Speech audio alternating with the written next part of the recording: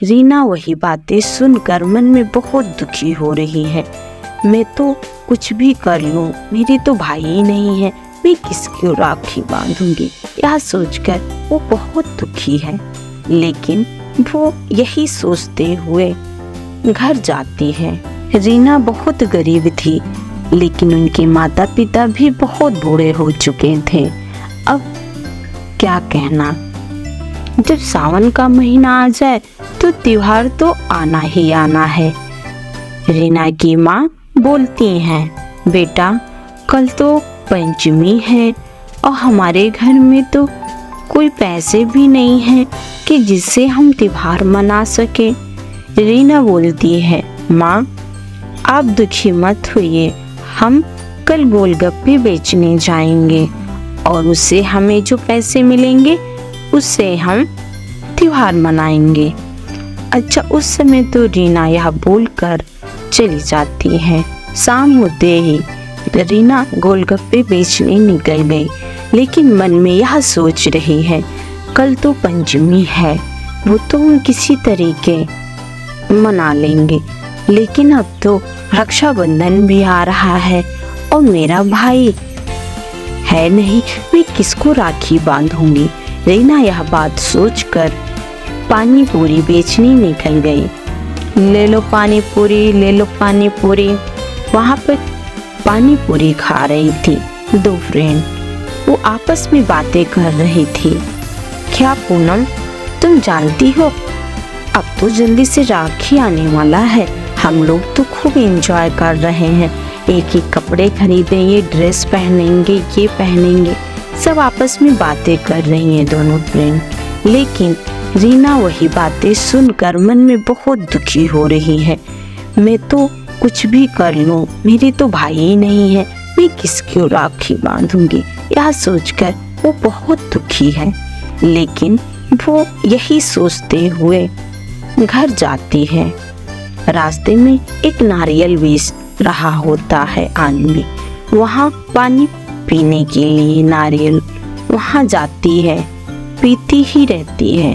तभी एक लड़का वहाँ आता है, वो भी नारियल का पानी पीने के लिए। आपस में ही दोनों बात करने लगते हैं। बोलते हैं, क्या बात है बहन, आप बहुत उदास हो।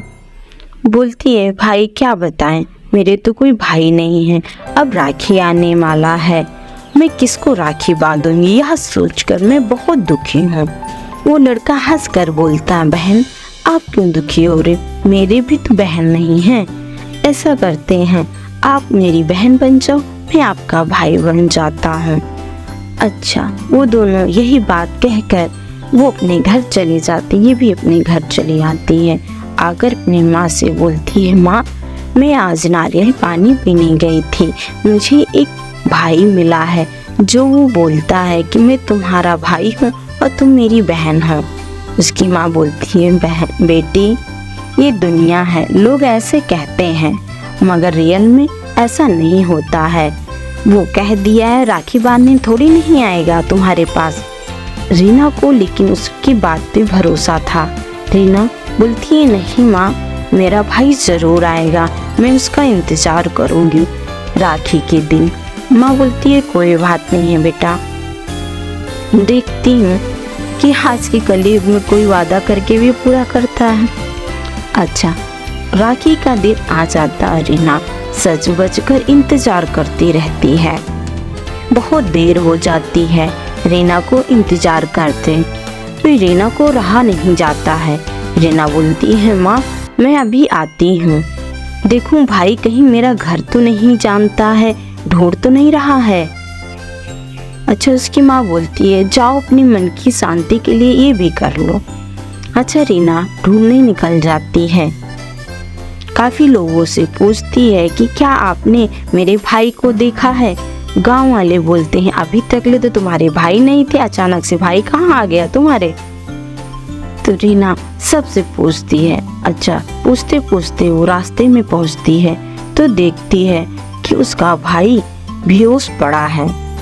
तुरंत वो उठाती है और बोलती है, भाई क्या बात है, आप बेहोश क्यों पड़े हो। बोली, बहन मैंने सुना है कि राखी बांधने से पहले किसी को कुछ खाना नहीं चाहिए। यानी बहन इंतज़ार करती है, जब तक भाई राखी नहीं बांध देती तब तक बहन शायद कुछ खाती नहीं है। तो मैं ये सोचा कि मैं भी ऐसा करता हूँ, क्योंकि मेरी बहन अगर मेरा इंतज़ार कर सकती है तो मैं भी बिना राखी बंधवाए कुछ भी नहीं खाऊंगा। यही सोचकर मैं घर से निकला था, लेकिन मुझे अचानक से चक्कर आ गया और मैं बेहोश हो गया। तो दोनों फिर उसका भाई आता है और वो लोग प्यार से राखी बांधते हैं और रीना को गिफ्ट देता है। उसकी माँ बाप बहुत खुश हो जाते हैं यह देखकर। वो भी वादा करता है, बहन अब हर त्योहार को मेरे आप राखी बांधना और मैं आपके घर आ जाया करूँगा। दोनों लोग बहुत खुश रहने लगे। हर रक्षाबंधन को आता रहा राखी बांधने के लिए।